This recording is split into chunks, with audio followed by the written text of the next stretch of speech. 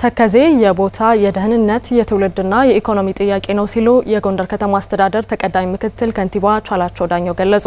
ዶክተር ቹቹ አለባቸው የተከዜ ፖለቲካ በሚል የጻፉት መጽሐፍ በጎንደር ከተማ ተመርቋል። አዲስ አለማየሁ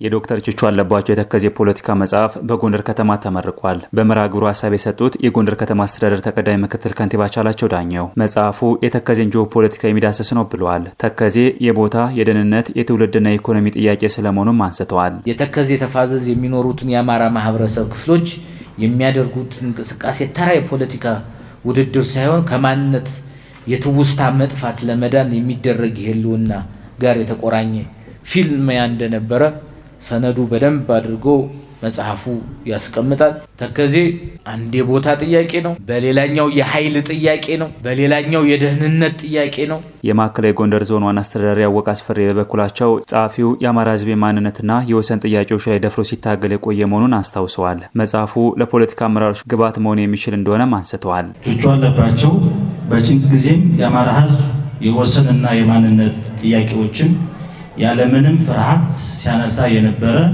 ማንሳት ብቻ አይደለም አስፈላጊውን መስዋዕትነትም ለመክፈል ዝግጅት ያደረገ በብዙ መድረኮች ያለምንም ፍርሃት በሙሉ ድፍረት ይሄ ጉዳይ ልክ አይደለም ብሎ ሲታገል የነበረ ወንድማችን ነው። ብዙ ታጋዮችን መፍጠር የቻለበት ሁኔታ ተፈጥሯል ማለት ነው። ያኔ ወልቃይት ጠለምትና ራያ ሲካለሉ በልጅ አንደበታቸው ያስታውሱ እንደነበር ያነሱት የመጽሐፉ ባለቤት ዶክተር ቹቹ አለባቸው መጽሐፉን የመከተባቸው ምክንያት ትውልድ እንዳይደናገርና መረጃ እንዲኖረው ታስቦ ነው ብለዋል። ወልቃይት የኢትዮጵያ ሳንባ ነው ምን ያሉት የግብጽ ፍላጎት በጋራ የምናውቀው እነዚህ ሶስት ኃይሎች ተነባብረው የጋራ ፍላጎት አላቸው። ቲፒኤልኤፍ አንዱ ክፍል ዛሬ ጦርነት እየተዋጋ ያለው የት ነው? ምን አገናኛቸው? የሚያቀራል እነዚህ ቀጠና ወልቃይትን ወስዶ ቁጭ ማለት አይደለም።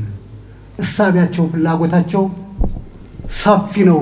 ለጎንደር አይደለም ዳው እንዳይመስላችሁ። አካባቢ በሰላም ውሎ ካላደረ እናንተም የላችሁም ነው። ስለሆነም አብረን እንጠብቀው ይሄን አካባቢ። በመጽሐፍ ምረቃ ያገኘናቸው ታዳሚዎች በበኩላቸው የተከዜ ፖለቲካ መጽሐፍ ተጨማሪ መረጃና ማስረጃ ምንጭ እንደሚሆናቸው ነክረውናል። እዚህ አካባቢ ያለው ነዋሪ በእውቀት ተረድቶና አጠቃላይ እዚህ አካባቢ ያለውን ሚና ተረድቶ ፖለቲካውን ከመመከትና አጠቃላይ ያለውን ፋይዳ ከመገንዘብ ረገድ የመጽሐፉ ይዘት እጅጉን በጣም ያደገ ነው። ታሪክን ከማሳወቅ አንጻር በጣም ሰፋ ያለ ታሪክ ያለው መጽሐፍ ነው። በቃል ያለ ይረሳል፣ በጽሁፍ ያለ ይወረሳል እንደሚባለው ሁሉ በዛሬው ዕለት ዳግም ተከዜን እንደተወለደ ነው መቆጥረው።